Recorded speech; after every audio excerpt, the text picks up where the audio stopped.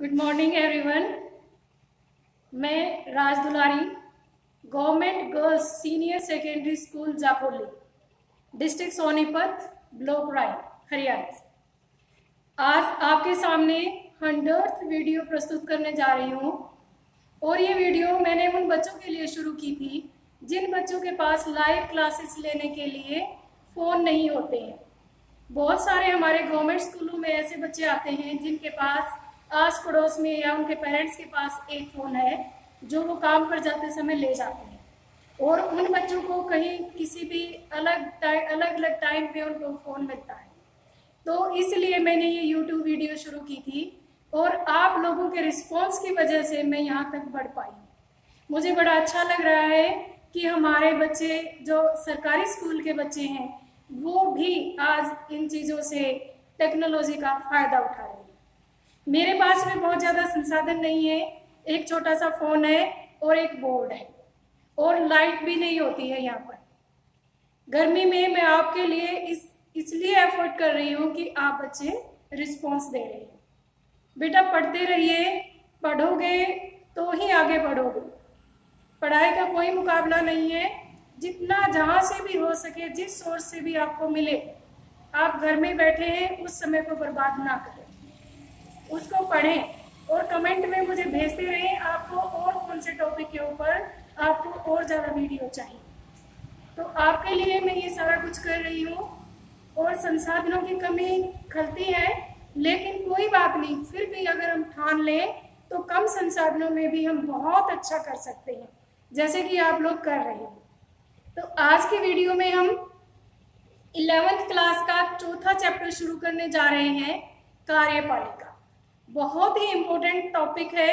वैसे तो 11th class की जो सेकंड बुक है बहुत इम्पोर्टेंट है, जो कि कॉम्पिटिटिव एग्जाम्स के हिसाब से भी बहुत ज़रूरी है।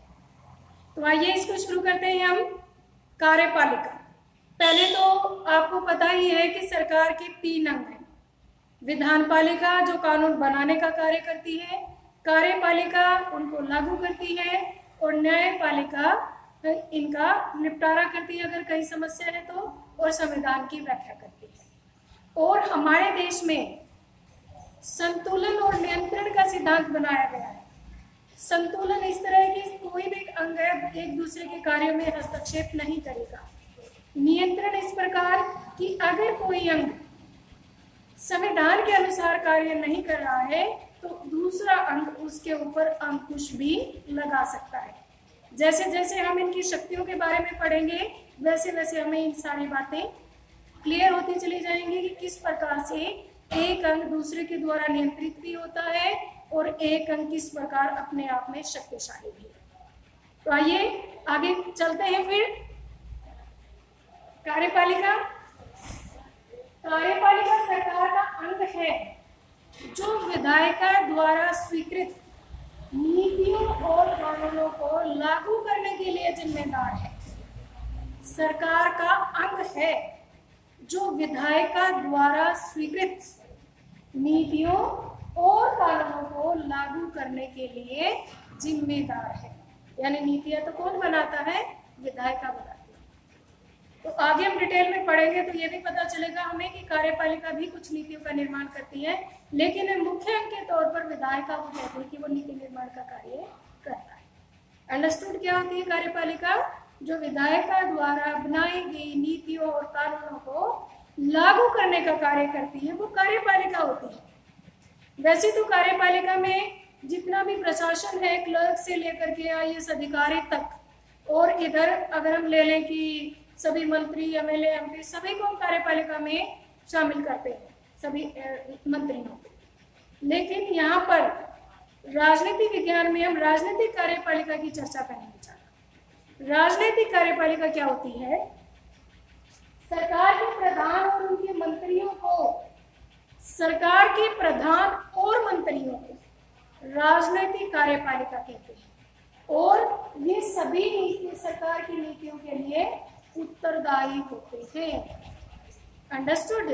सरकार का प्रमुख और मंत्रीगण राजनीतिक कार्यपालिका कहलाते हैं और ये सभी नीतियों के लिए जिम्मेदार होते हैं। फिर आती है स्थायी कार्यपालिका। क्या होती है? स्थायी। स्थायी में वो अधिकारी, प्रशासनिक अधिकारी आ जाते हैं जो प्रतियोगी परीक्षाओं के माध्यम से नियुक्त होते हैं। अंडरस्टूड? जिसे हम नौकरशाही भी कहते हैं। वो सारा हमारा क्या होता है? स्थायी कार्यपालिका। जो लोग रोज रोज के प्रशासन के लिए उत्तरदायी हैं, जो लोग रोज रोज के प्रशासन के लिए उत्तरदायी हैं, अर्थात प्रशासनिक ढांचा, उसे हम कहते हैं स्थायी कार्यपालिका।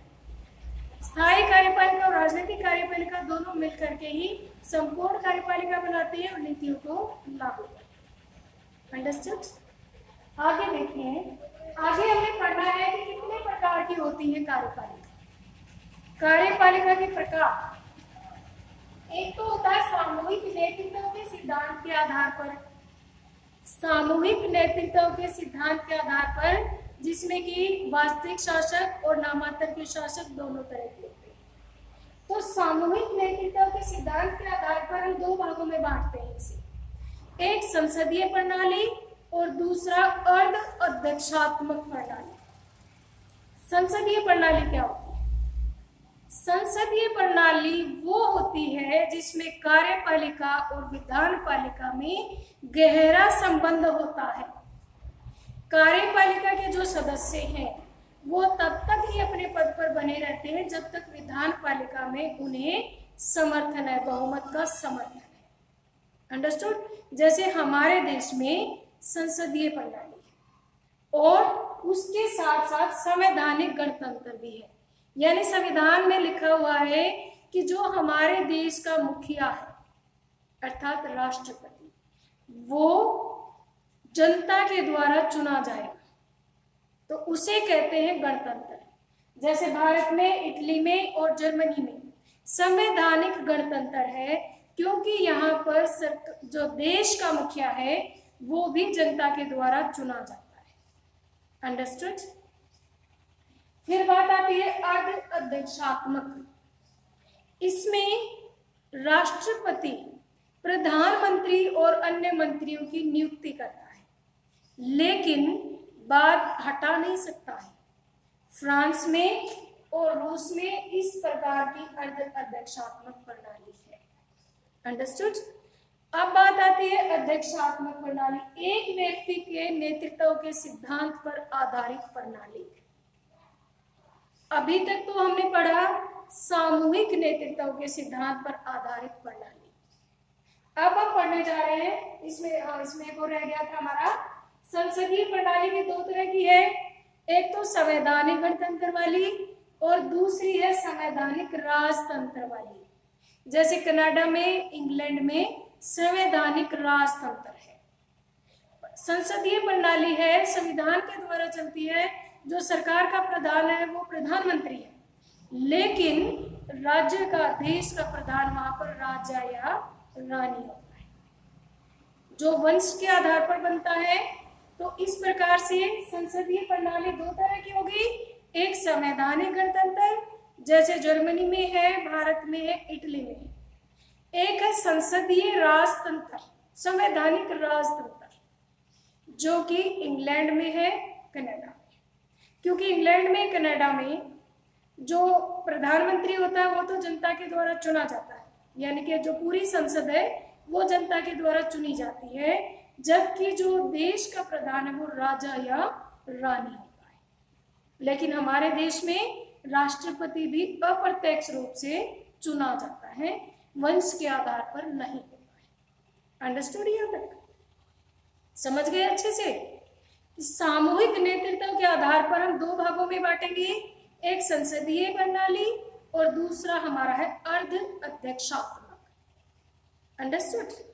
तो अब बात आती है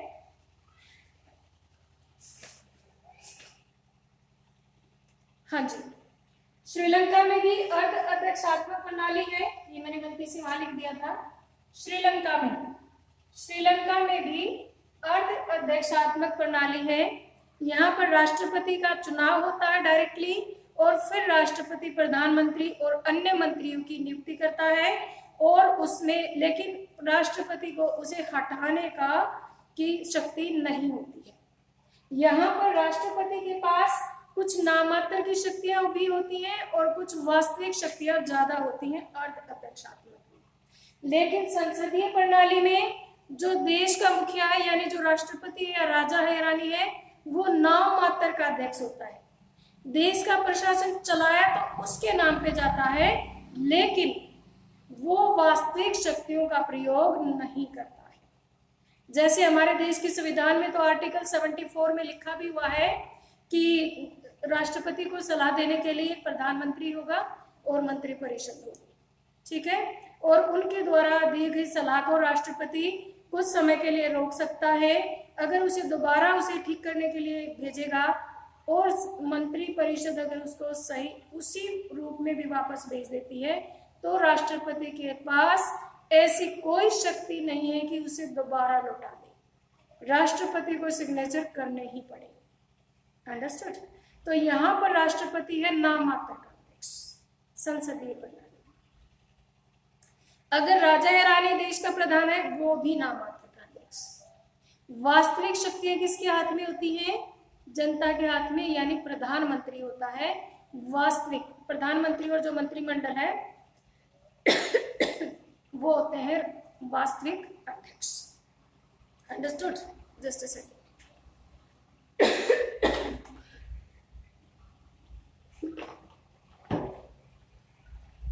ओके, अब बात आती है अध्यक्षात्मक प्रणाली की। अध्यक्षात्मक प्रणाली में राष्ट्रपति वास्तविक अध्यक्ष होता है। राष्ट्रपति प्रत्यक्ष रूप से जनता के द्वारा चुना जाता है, उसका और विधान पालिका का कोई संबंध नहीं होता। संसदीय प्रणाली में विधान पालिका और कार्यपालिका में गहन संबंध होता है, जबकि अध्यक्षात्मक प्रणाली में कार्यपालिका और विधान पालिका में कोई संबंध नहीं होता है। अंडरस्टूड? तो ये हमने 5 प्रकार की कार्यपालिका इसके बारे में पढ़ा, इसके प्रकार पढ़े।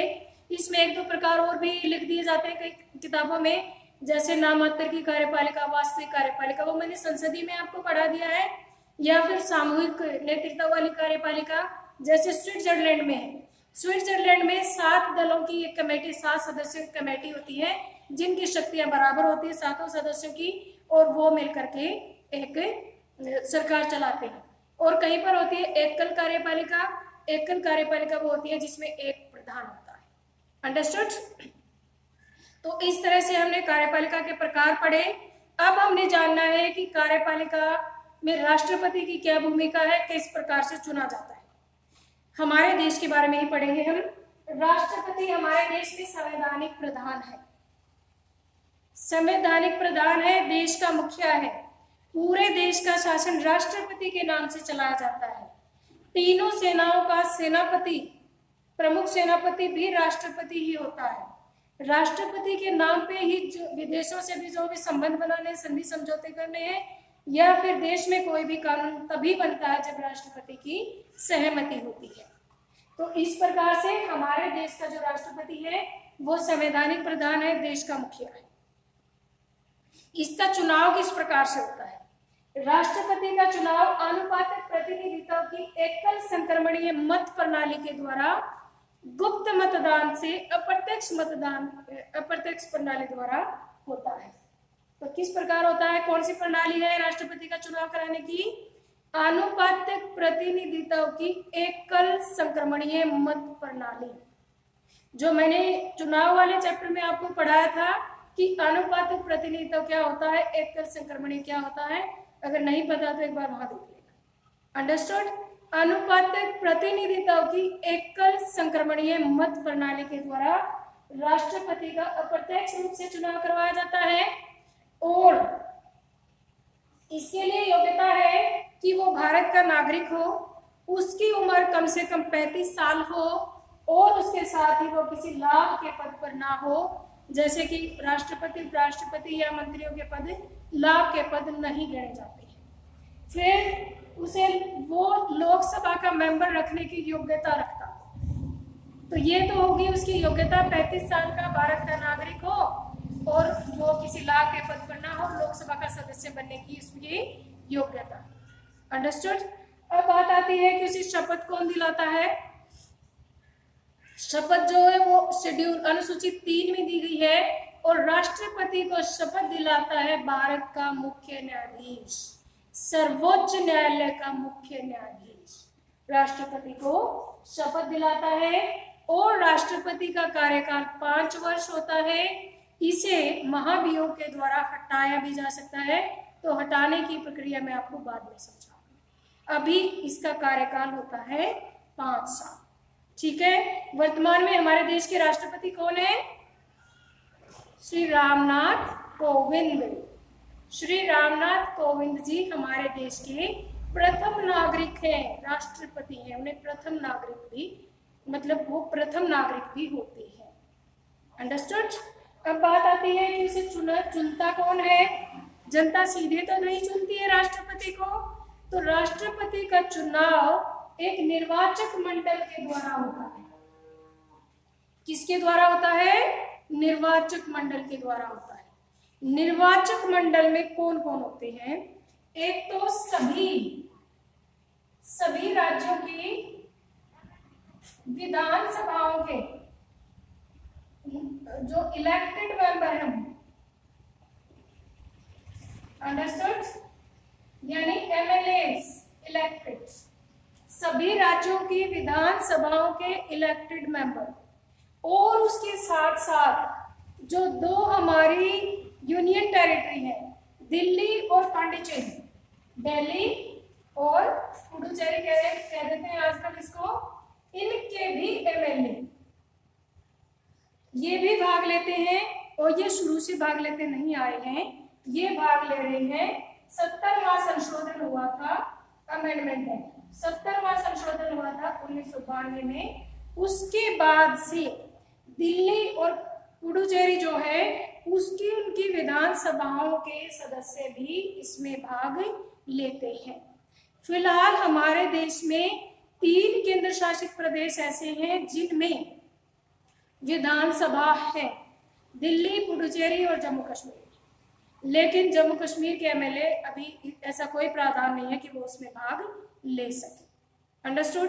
एक तो होते हैं इसमें एमएलए 28 स्टेट की विधानसभाओं के एमएलए, और उसके साथ साथ 2 जो यूनियन टेरिटरी हैं, पुडुचेरी और दिल्ली, उनके एमएलए राष्ट्रपति के चुनाव में भाग लेते हैं।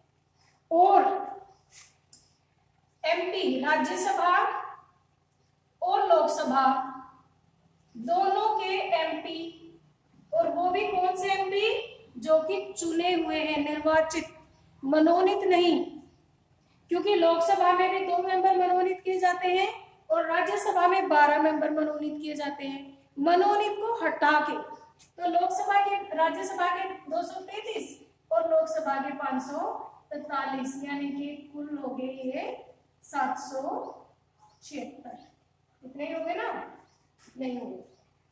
तो इसमें इलेक्टोरल कॉलेज में, निर्वाचक मंडल में, एक तो विधानसभाओं के और उनके साथ साथ 2 केंद्र शासित प्रदेश दिल्ली और पांडिचेरी के एमएलए, और साथ में राज्यसभा और लोकसभा के एमपी, ये भाग लेते हैं राष्ट्रपति के चुनाव में। सीधे भाग नहीं लेते, इनके भी मतों का मूल्य निकाल लिया जाता है। एक एमएलए के मत का मूल्य कैसे निकालते हैं? एमएलए के मत का मूल्य, एमएलए यानी मेंबर ऑफ लेजिस्लेटिव असेंबली, यानी कि विधायक जो विधानपालिका का है, विधानपालिका का है, जो विधानसभा का जो मेंबर है, MLA, member of legislative assembly का अगर हमें मत का मूल्य निकालना है तो कैसे निकालेंगे? इसके मत का मूल्य निकालने के लिए उस राज्य की कुल जनसंख्या, जिसके भी मत का मूल्य निकालना है, राज्य की कुल जनसंख्या बटे वहां पर एमएलए की संख्या, और इसको सारे को भाग दे देंगे 1000 से। ये होगा एक एमएलए के मत का मूल्य। और ये कौन सी जनसंख्या लेनी है हमने? जब हमारे संविधान में तो तुरंत की जनसंख्या कहा गया था, जैसे 2011 में जनगणना हुई तो 2011 की लेनी चाहिए थी उस हिसाब से, तो लेकिन 1971 की जनसंख्या को आधार बनाया गया है। 1971 की जनसंख्या को आधार बनाया गया है। इसके पीछे भी कहानी है, क्योंकि जब जैसे इमरजेंसी लगी तो मतलब सरकार की तरफ से अपील की जा रही थी कि जनसंख्या बहुत तेजी से बढ़ रही है, उसे कम किया जाए। तो दक्षिण भारत के राज्यों ने काफी अपनी जनसंख्या पे कंट्रोल किया। उत्तर भारत में काफी समय तक जनसंख्या ऐसे ही बढ़ती रही। तो फिर उन्होंने ऑब्जेक्शन किया कि ऐसे तो हमारे मतों का मूल्य कम हो जाएगा, कुछ और तरीका अपनाओ, ये जनसंख्या नियंत्रण तो हमारे लिए नुकसानदायक है। तो इसलिए फिर 1942वां संशोधन हुआ था, तो उसमें ये डिसाइड कर दिया गया कि भाई 2000 तक हम 1971 की जनगणना को मानेंगे और फिर देखेंगे क्या होता है। लेकिन 2000 में फिर से ये किया गया कि 2026 तक हम उसी जनसंख्या को 1971 की जनसंख्या के आधार पर ही हम आंकड़े मतों का मूल्य निकालें। अंडरस्टूड? तो ये बहुत इंपॉर्टेंट है क्वेश्चन कि कौन सी जनसंख्या ली जाती है, राज्य की कुल जनसंख्या कौन से साल की। जनगणना तो बहुत हो चुकी है, 1971 की जनगणना को आधार बनाया गया। अंडरस्टूड? एमएलए के मत का मूल्य निकालने के लिए 1971 में उस राज्य की जितनी जनसंख्या थी वो बटे जितने भी एमएलए हैं, जैसे हरियाणा में 90 एमएलए हैं, जनसंख्या लगभग 5 करोड़ होगी, तो उस दौरान लगभग 2 करोड़ 53 लाख ऐसा कुछ थी, मतलब 2.5 करोड़ के आसपास थी। तो 2.5 करोड़ जनसंख्या एमएलए थे उस समय हमारे, अब के एमएलए 90 एमएलए, ठीक है। तो उसको डिवाइडेड बाय 1000, तो इस आधार पर इनके एमएलए के मत का मूल्य निकाल दिया जाता है। और ये अलग अलग आता है, अलग अलग राज्यों का। जैसे सबसे ज्यादा मत जनसंख्या यूपी की है, तो यूपी के विधायकों का मत का मूल्य ज्यादा आएगा, 208 के करीब है। और सबसे कम अरुणाचल प्रदेश में जनसंख्या है, काफी कम जनसंख्या है अगर हम विधायकों की संख्या देखें तो उसके कंपैरिजन में, तो वहां पर मत का मूल्य सिर्फ 7 ही आता है वहां पर मत का मूल्य। अंडरस्टूड? तो अब हमारा एमएलए के मत का मूल्य निकल गया। तो एमएलए के मत का मूल्य मैं एक उदाहरण से आपको बताती हूँ। मान लो जनसंख्या है 1 लाख, ठीक है, और एमएलए है 10, और इसको 1000 से हम डिवाइड कर देंगे तो कितना हो गया, एक एमएलए का मत का मूल्य कितना हो गया, 100। ठीक है, ये मैंने उदाहरण बताया जस्ट। तो फिर हम क्या करेंगे, जितने भी राज्यों का है ऐसे ही मतों का मूल्य निकाल के उनके जितने भी कुल एमएलए हैं उनसे गुणा कर देंगे, ठीक है। मान लो यहाँ पर एमएलए 10 है तो इनके कुल मतों का मूल्य आ जाएगा। अंडरस्टूड? तो एक मत का मूल्य ऐसे निकाला जाता है एमएलए का। फिर उसके बाद हम निकालते हैं एमपी के मतों का मूल्य। एमपी के मतों का मूल्य, एमपी चाहे वो राज्यसभा का हो चाहे वो लोकसभा का हो, बराबर मूल्य आएगा। वो क्या होगा, कुल एमएलए के मत का मूल्य, कुल एमएलए के मतों का मूल्य बटे एमपी। ठीक है, एमपी कितने हमारे, एमपी हमारे 500, 706। अंडरस्टूड? ये आ जाएगा एमपी के मत का मूल्य। तो इस प्रकार से फिर चुनाव कराया जाता है एकल संक्रमणीय मत प्रणाली से। अंडरस्टूड? तो आगे का अभी तक आपने इतना ही सीखना है कि मतों का मूल्य कैसे निकाला जाता है, निर्वाचक गण कौन होते हैं, ठीक है, निर्वाचक मंडल में कौन, और उनके मतों का मूल्य कैसे निकाला जाता है। बाकी और जो प्रक्रिया है राष्ट्रपति के चुनाव की वो हम अगली वीडियो में पढ़ेंगे। अंडरस्टूड? निर्वाचक मंडल में सभी राज्य विधानसभाओं के एमएलए निर्वाचित, मनोनीत नहीं, निर्वाचित एमएलए, और उसके साथ जो 2 केंद्र शासित प्रदेश हैं उनके भी विधानसभा के सदस्यों का मूल्य सदस्य, और उसके साथ साथ एमपी जो कि निर्वाचित थे 233 राज्यसभा में, 543 लोकसभा में, और 1971 की जनगणना को आधार माना जाता रहा है अभी तक राष्ट्रपति के चुनाव में। आगे हम देखेंगे कि कैसे वोट डालेंगे, कैसे प्रेफरेंस देंगे, क्योंकि एकल संक्रमण बताया ना मैंने कि वो संक्रमण कैसे होगा मतों का, कैसे हस्तांतरित होंगे मत, किस प्रकार से करेंगे, वो हम अगली वीडियो में पढ़ेंगे। Okay, thank you.